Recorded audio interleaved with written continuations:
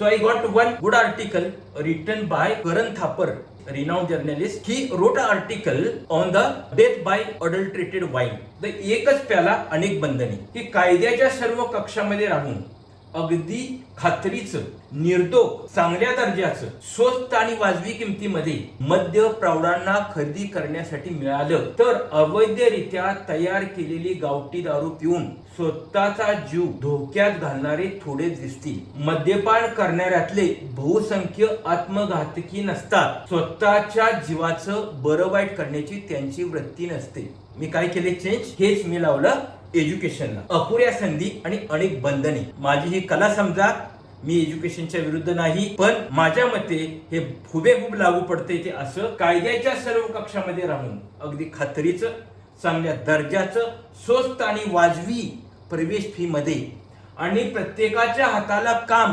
उपलब्ध असायला हवं असं जर आपण शिक्षण दिलं तर अवैधरित्या मार्क मिळवून प्राप्त केलेली डिग्री घेऊन कोणीही स्वतःचा जीव धोक्यात घालणार नाही. शिक्षण घेणारी बहुसंख्य विद्यार्थी हे घोटाळेबाज नसतात.